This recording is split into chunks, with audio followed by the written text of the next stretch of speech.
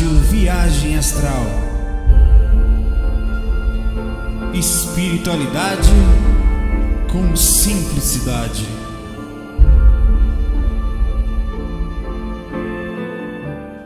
Olá amigos, aproveitar aqui de novo o domingão. Agora são 10h50 da manhã, né? E vamos fazer aqui um FAQzinho. Eu tô com algumas questões legais aqui. Voltar pra cá.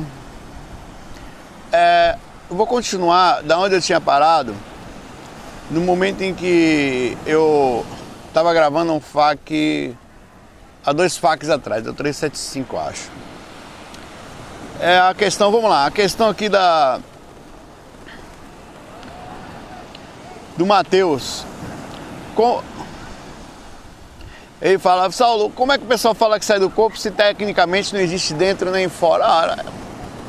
Todo mundo sabe que o que ele fala é isso, que a consciência ela não importa se está lá, se está aqui, se não existe centro, né? Mas a gente fala, é um nome simples. Eu vou até o bar, então eu saio do corpo, não precisa complicar, vir com parte filosófica, né? Não é, todo mundo sabe, se ele quer que a gente fale, que no fundo tem que ficar na posição aqui com o vento bate exatamente por cima do microfone aqui. Então não precisa complicar o negócio aqui, não está falando de filosofia, todo mundo sabe da parte profunda disso, né? Não é que eu saio, eu sempre estou, já estou lá, ou seja, no astral, nós já estamos no astral o tempo todo, que também pode ser isso que ele tenha colocado aqui, né?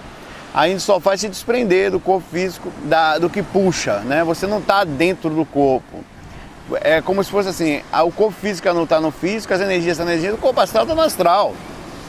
Meu corpo astral está no astral agora aqui. O que eu faço é transferir a percepção da consciência para um outro veículo de manifestação. Isso é uma outra coisa.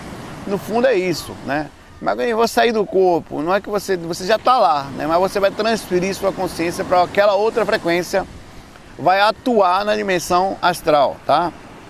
Sem complicação. Saulo, se puder falar sobre mediunidade e incorporação, que pergunta aí se é Rafael Bron.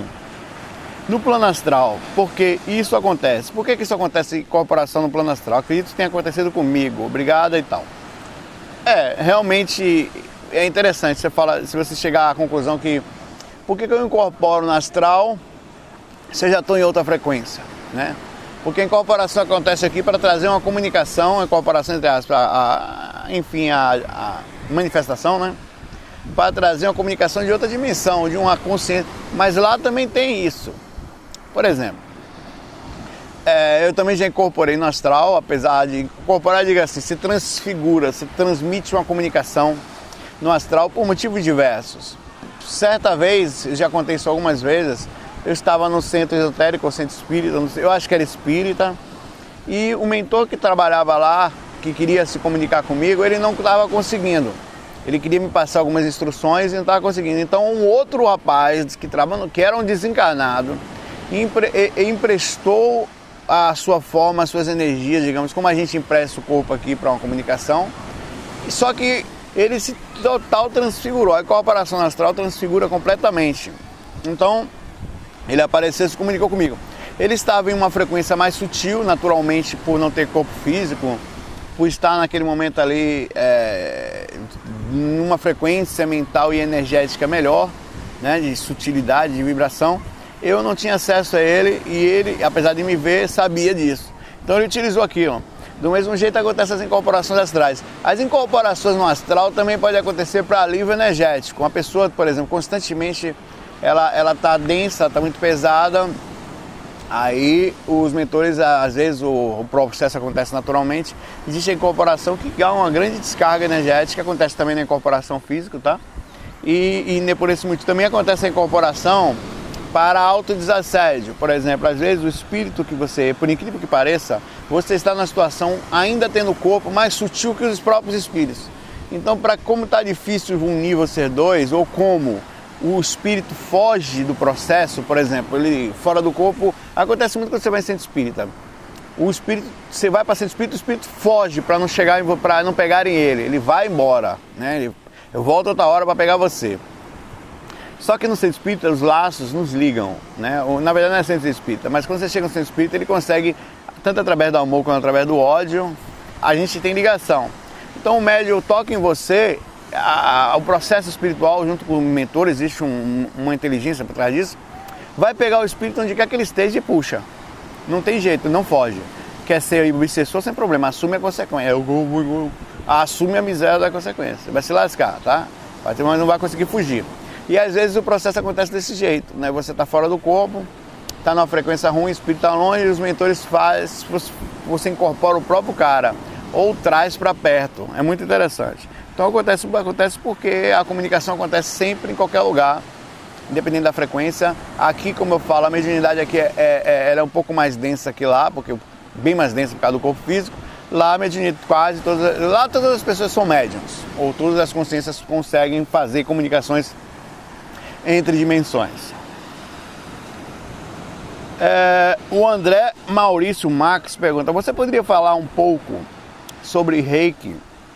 Eu vou fazer uma coisa diferente nesse FAQ, conforme vocês já estão vendo aí, tá? Eu estou colocando a pergunta da pessoa flutuando aqui.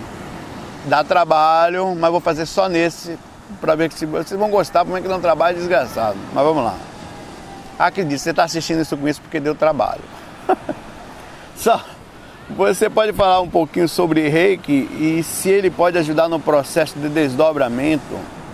Pode sim, a autoaplicação ou a aplicação em outras pessoas, ela sutiliza as energias. Por exemplo, não só isso, ela melhora a sua lucidez como um todo. A prova disso é que às vezes quando eu estou fora do corpo, as minhas melhores experiências, elas acontecem quando eu faço uma esterilização, uma doação energética, quando dou um passe, quando eu ajudo um espírito. Tanto é verdade que quando eu faço isso, inclusive, eu começo muitas vezes a ver os mentores somente após e às vezes depois do trabalho de amparo é que eu sou levado para outras dimensões, para frequências mais altas, para fazer coisas legais. Às vezes eu tenho oportunidade de fazer algum curso, ou de fazer alguma palestra, ou de estar em algum lugar que eu não iria conseguir se eu não tivesse sutilizado as minhas energias. Então, fica claro que no corpo astral também, quando você doa energia, você fica mais sutil. Os mentores utilizam aquilo de alguma forma para sutilizar, utilizam a sua parte densa para que aquilo chegue naquela consciência. Por esse motivo também você está ali, aí você é uma ponte para o processo, e isso sutiliza você. Então a doação energética sempre é positiva e por esse motivo ela ajuda no desdobramento, tá? No processo, utilizando o termo que você usou aqui, que é o termo espírita, no processo do desprendimento extracorpóreo, porque ela sutiliza o campo energético. Então pode fazer sem medo, esterilização, doar, não se preocupe, porque senão não fica sem energia, nada fica sem energia, né? Tudo se equaliza aqui. Se você está aqui, você está andando, você perde elétrons, automaticamente você vai se recompondo. Seja imediatamente, quando você bate, solta uma estática, uma explosão. O que é aquilo? Uma recomposição energética, não de origem boa ou má, mas uma simples recomposição energética. Quando você ficou, usando o termo daqui, com carga positiva, quer dizer, você perdeu elétrons e ficou com carga positiva, né? O Adelino Neto pergunta: na projeção astral, o corpo sente calor, frio ou fome? Sim, ele não na projeção astral especificamente, mas você vai sentir frio e calor. Frio e fome, fome vai depender por exemplo, uma certa vez eu resolvi fazer um jejum de uns dias para ver se minha experiência extracorpórea melhorava. Não melhorou porra nenhuma, piorou. O que aconteceu? Eu queria fazer uma pesquisa, né? Vou passar 3 dias sem comer, para ver como é que é. Aí o primeiro foi de boa, o segundo eu já estava quase morrendo. Nesse segunda noite, quase morrendo, né? Eu saí do corpo, do meu quarto, mas onde eu ia eu só via pão com ovo e Nescau, velho. Puta merda. Era só o que eu via, sentia cheiro. Eu me vi indo na cozinha inconsciente tentando pegar os pães, velho. Eu vou falar os pão, né? E a mão passava por dentro da porra do pão. Eu, puta merda, velho, eu tô fora do corpo. Vou voltar pra comer. Ainda fiz assim, velho. Voltei pro corpo, fui pra cozinha, fiz exatamente a mesma coisa. Eu fazia antigamente eu pegava leite ninho, leite em pó, Nescau, tal, batia, botava água, fazia um negócio, ficava bastante, ficava bem forte, gostoso pra caramba. Aí eu fazia pão, 2 pães, ovo, botava dentro, velho, aquilo pra mim era o paraíso, velho. É até hoje, né? Não faz porque é uma bomba calórica da desgrama o Nescau e o leite, né? É um negócio assim, uma quantidade de água desse tamanho pra uma quantidade então. Mas aí, quando eu fiquei com muita fome, eu criei uma desarmonia, né? Eu vou voltar aqui a sua questão.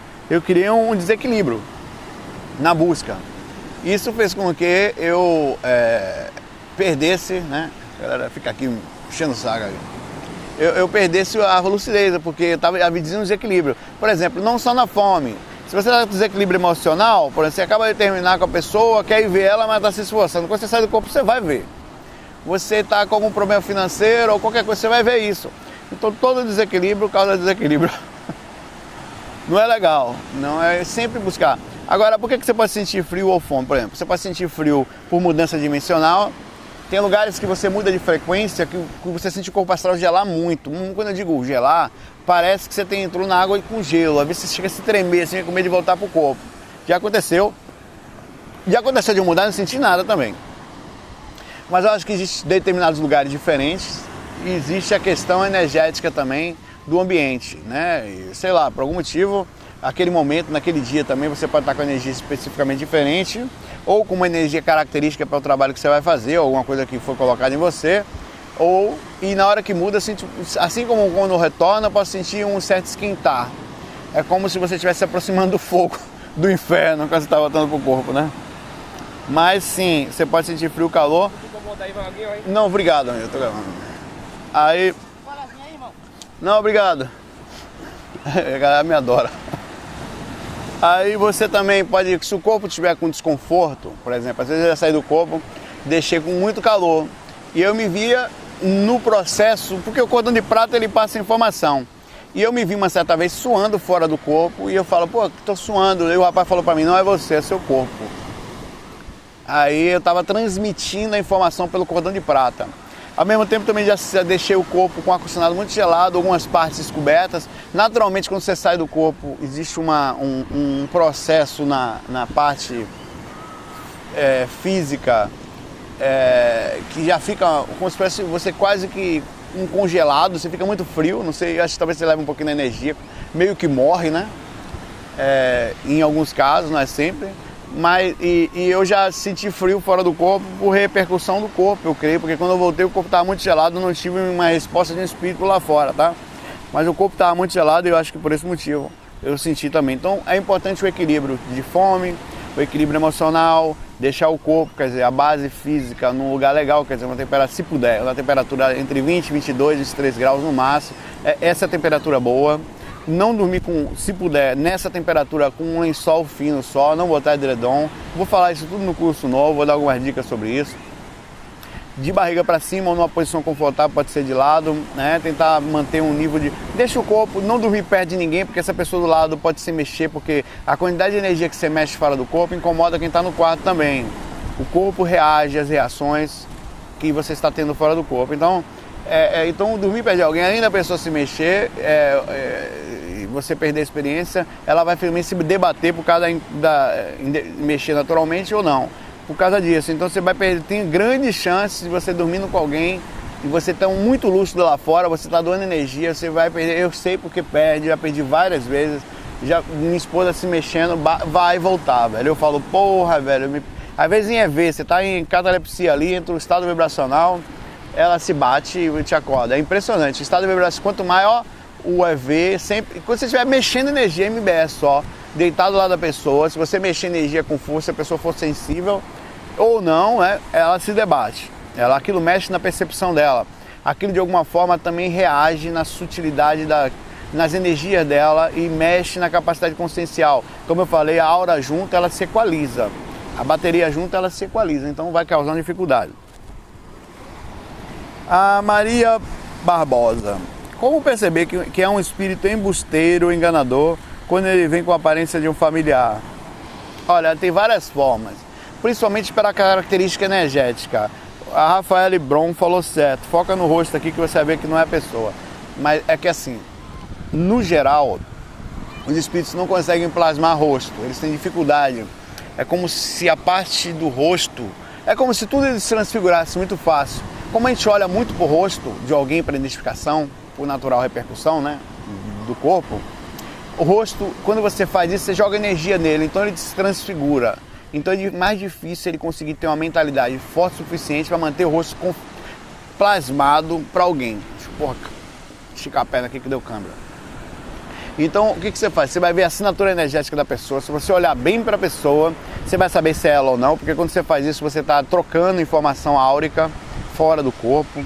Então, às vezes acontece em milésimos de segundo. Você já sabe que é ou não é, só de chegar perto, pela característica energética. É como se você estivesse vendo o seu pai, tem certeza que é ele mesmo, e lá fora a mesma coisa, energia. Você não vai duvidar que o que é. Você sabe quem é seu filho? Você sabe quem é seu filho. Você sabe quem é seu marido? Você sabe quem é seu marido, sua esposa. E lá fora você sabe quem são os espíritos quando você olha. Então existe uma característica, uma identificação que vem não só na aparência, vem toda a composição da presença energética. Não, mas quando os olhos e a imposição energética, quando você olha para alguém, você está jogando energia nela. Dependendo do jeito que você olha, você joga energia de um jeito ou de outro. De inveja, de ciúme, de bondade, de identificação, de observação, tudo é energia. E fora do corpo, esse olhar, os espíritos, é muito comum, a prova disso, e eu vou falar isso no novo curso, está tudo lá, tá? Aos pouquinhos vai começar a entrar na parte boa agora. Vai sair esse curso, vamos lançar 10 capítulos quando estiver pronto.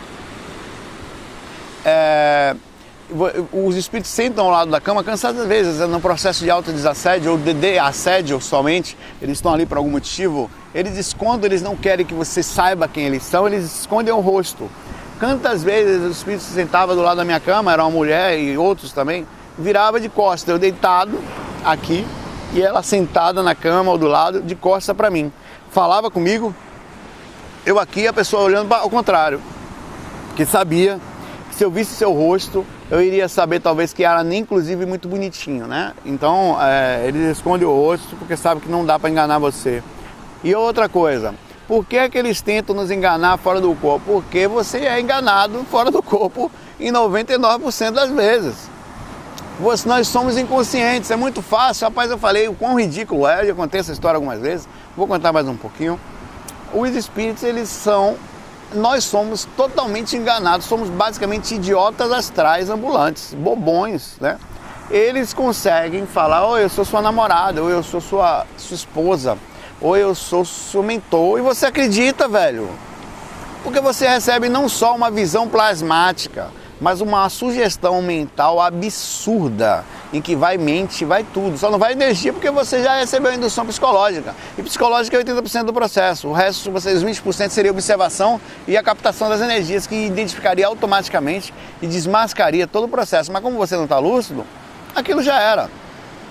O mentor lá, o espírito que acompanhava minha mãe, velho, era ridículo. Quantas vezes eu vi isso, eu vou contar porque é legal, é sempre bom refrisar.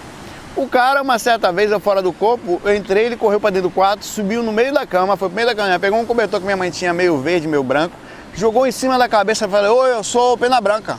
Era um amigo nosso. Não existe só um, existe uma série de espíritos que se intitulam Pena Branca.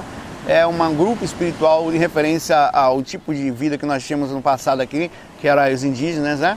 Então existe bastante ainda que fica por aqui, não só nessa aparência porque eles querem, às vezes para ajudar outros espíritos indígenas que ainda existem por aí e para transmitir algum tipo de segurança. Então ele usou aquela imagem e eu olhei para ele, rapaz, você não tem vergonha, que coisa absurda. Eu falei, alguém acredita nisso? E ele saiu correndo, foi para a cozinha. Eu fui atrás dele, aí ele foi para trás do muro, eu dentro da cozinha tinha uma janela, eu olhava, ele estava atrás do muro lá da casa, eu olhava para mim, falava lá de trás, ainda meio escuro, não, eu sou Pena Branca, de novo. Velho, eu não vou acreditar nisso não dessa vez, eu tô lúcido. E ele saiu correndo. Ridículo, né? É assim que acontece. E eu fico a imaginar que eles, qualquer bobeirinha que o cara bota um negócio assim, olha pra você, oi, tudo bom, sou seu namorado, você vai lá e vai dar um beijo nela. Inconsciente, você recebe a sugestão, já foi. Bom, eu vou mais uma questão aqui. Paulo Lopes. Que tal alguma diferença entre sonho lúcido e projeção? Exemplo, ter consciência de que está fora do corpo, mas notar um ambiente que está diferente. Quando vemos no corpo, tipo o seu quarto, tem alguma diferença, às vezes o tamanho do objeto, na realidade existe fora do corpo e tal. Isso tudo que você está falando aqui tem a ver com lucidez. Se você não tiver lúcido, você não vai perceber diferença nenhuma. Você não percebe diferença nenhuma num cara que bota um cobertor na cabeça. Como é que você vai perceber se está fora do corpo ou não, né? Ele está falando aqui sobre possíveis... aí você tem que estar questionando o tempo inteiro agora, por exemplo. Eu estou no corpo ou estou fora do corpo? Estou sentado nessa praia, tenho certeza que eu estou aqui, eu podia ter vindo de algum lugar. eu podia estar pensando que estou aqui, estava no corpo, simplesmente me vi vindo para cá, agora me vi andando para cá e sei que daqui a pouco eu vou voltar. Quer dizer, eu criei uma perspectiva cronológica de passado, presente e futuro e isso na verdade não passa do que está aqui projetado. Você sabe que é isso que acontece na projeção. Então não adianta você ter toda a lucidez, não, olha, tem uma alga aqui. Mas só que isso aqui está plasmado, meu irmão, isso aqui naquele momento é real. Não adianta achar que tem ou não uma alga aqui, isso aqui é real para mim nesse momento. Então por mais que você esteja no seu quarto e veja coisas diferentes, naquele momento aquilo virou realidade. Ainda que seja diferente do seu quarto, você vai aceitar aquela sugestão e vai viver nela. O que você tem que fazer constantemente é a autocrítica positiva. Beleza, eu estava ali, eu estou lúcido, não, peraí, realmente, eu não era para estar aqui agora.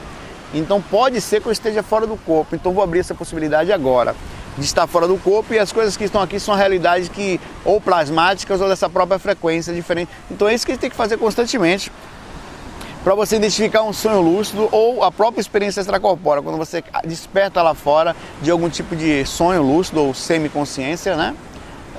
E você consegue perceber isso através da observação lúcida, da questionamento positivo, da autocrítica. Né? Isso vai fazer você acordar, não só lá, lembre-se disso. A questão não é eu conseguir, Paulo, lá fora acordar, a questão é conseguir acordar aqui.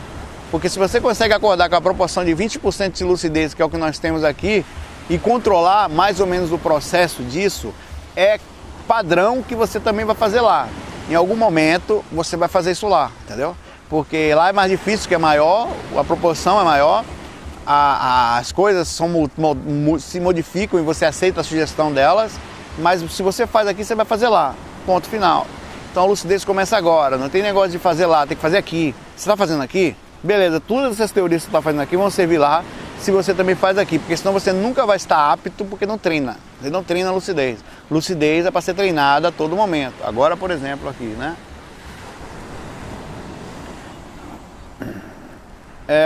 O Tarley Lemos, Tarley, né?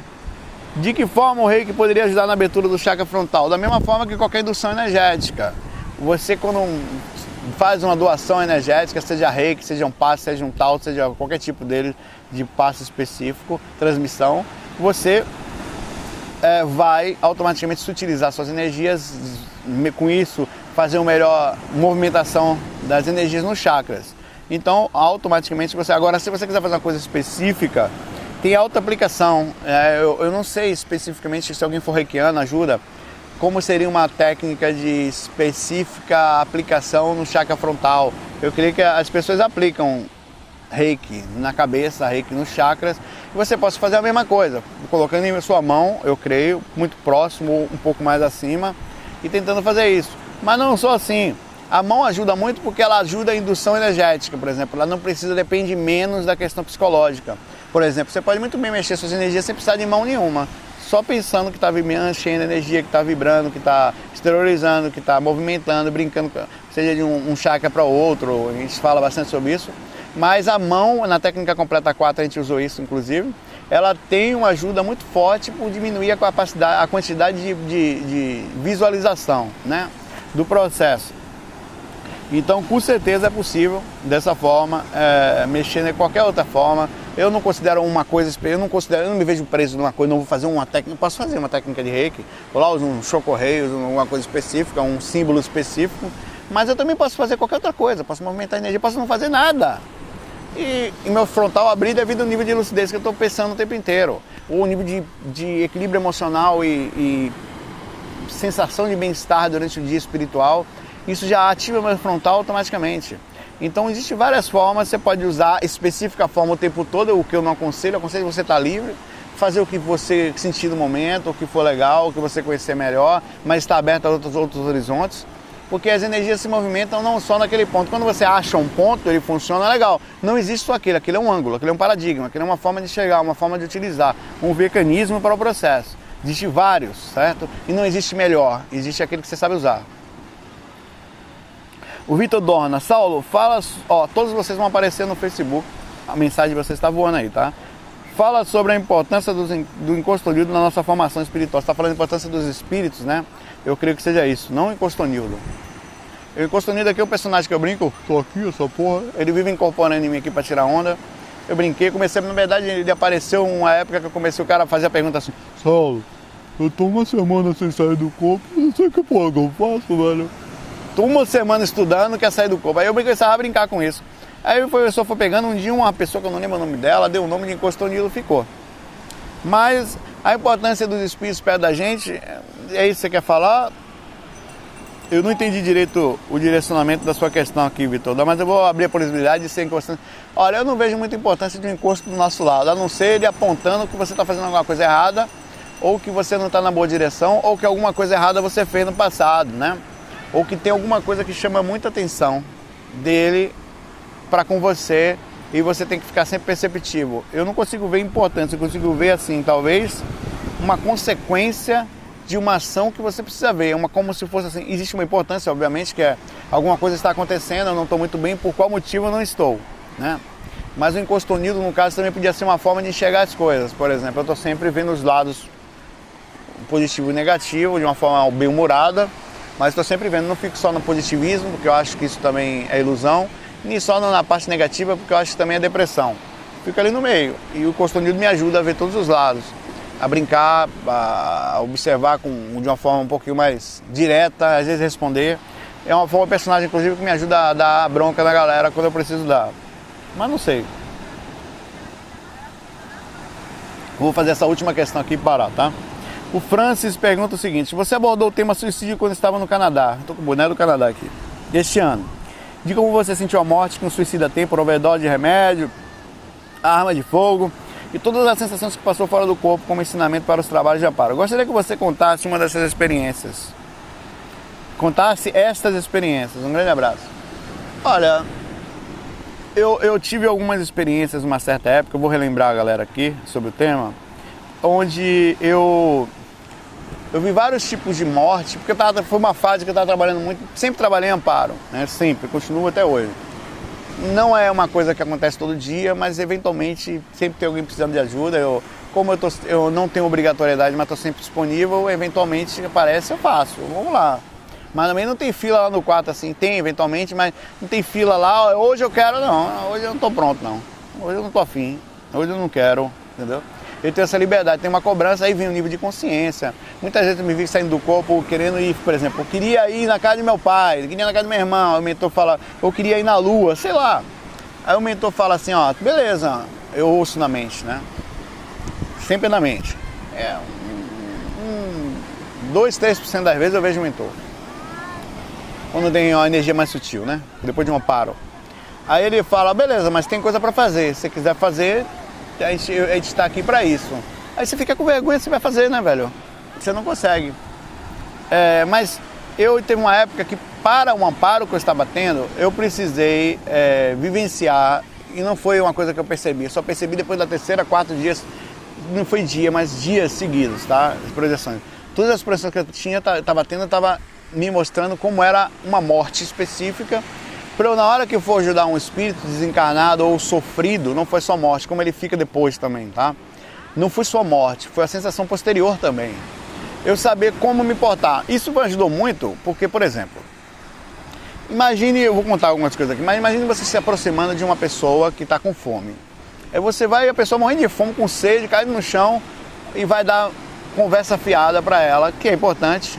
Conversa entre ela, vai doutrinar, vai falar alguma coisa. Olha, você tem que melhorar. Rapaz, você tem que dar água para a criatura naquele momento. Você tem que dar comida para ela. Você tem que acalmar a dor naquele momento. Depois vem a parte filosófica. Então isso me ensinou a mostrar, por exemplo, de uma morte, que eu contei a morte por envenenamento, e eu vivenciei isso de uma forma muito forte. Eu me vi, é como se eu estivesse fazendo o processo, mas não fosse eu. Eu estava dentro do corpo, mas não era eu. Mas eu sabia que eu estava vivenciando exatamente aquela experiência e eu estava fazendo a ação, mas eu sabia que aquilo era para aprendizado ou sei lá o que, para alguma coisa que estava acontecendo. Então eu me via tomando comprimidos, vários comprimidos. Eu me vi lúcido, eu sabia que estava fora do corpo e sabia que estava fazendo aquilo por algum motivo e eu questionava aquilo, né? Mas era uma experiência muito forte. Eu comecei e tive outras também, vou contar algumas coisas. Acabar aqui, vai demorar um pouquinho, vai dar uns minutos aqui. Aí naquele processo eu comecei a me sentir, assim, fora todo o mal-estar interno que eu sentia, a dor, a agonia de estar percebendo o corpo balançando, Eu fui sentir, começou pelas mãos e pelos pés. Na verdade, começou pelas mãos e pelos pés. Foi esfriando, exatamente. Foi esfriando e foi subindo, esfriando, até que chegou no meu coração, o coração parou. Eu fui ouvindo meu coração, tudo. Rapaz, quando parou, foi um estouro. Bum! E aquele estouro, eu penso que foi uma conexão muito forte com o mundo espiritual. No momento que o corpo desligou, minha percepção aumentou em um nível que eu nunca havia sentido, o que é normal. Quando você desliga o corpo, a percepção aumenta muito. E eu ouvi gritos de gente me chamando de suicida,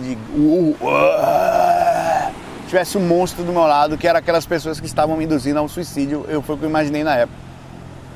Voltei ao corpo extremamente agoniado, mas sabendo que foi uma experiência muito forte. E eu tive também uma morte por tiro, em que isso foi alguns suicídios, outros por mortes naturais, tá? Onde que eu me vi dando um tiro na cabeça, pum! Sentindo o sangue escorrendo, o sangue escorria, caía na minha boca, eu senti o gosto de sangue na boca, muito forte, de ferro, caído no chão, nunca tinha sentido um negócio daquele, meio engasgando, eu tentava respirar, fazia umas bolhas de sangue, e eu com grande confusão mental, mas lúcido, vendo do lado as pessoas, vendo pessoas me chamando, me levando para o hospital, e eu falando, não morri, eu não tô morto, e me botando dentro daquele negócio lá. Rapaz, é um negócio horroroso. Eu anotei algumas coisas aqui, porque essa questão eu ia terminar com ela mesmo. A questão do hospital, uma vez eu me vi, isso foi muito próximo daquela época, num hospital em que eu vinha ficando doente. Eu estava deitado na cama e ia no hospital há muito tempo, eu não conseguia nem me mexer direito mais. Eu achei até que eu tinha vivido isso em outra vida, mas eu creio que não, aquilo foi uma experiência de outra pessoa. E eu me vi ali deitado e perdendo energia, eu sentia as picadas das agulhas como se fossem, sei lá, coisas estranhas, tempo constantemente, você meio que constante. E aí eu fui apagando, de repente eu me via várias vezes, é como se assim, houve um desligar natural e eu me vi fora do corpo, extremamente cansado, muito debilitado, como se tivesse puxado as dificuldades do corpo para lá, precisasse de uma recuperação. Outra vez eu me vi em acidente de carro, eu me vi no meio do processo do acidente, eu havia morrido, mas não estava morto, estava agoniado ali dentro daquilo ali, e foi uma sensação, não me lembro, de amparo, né?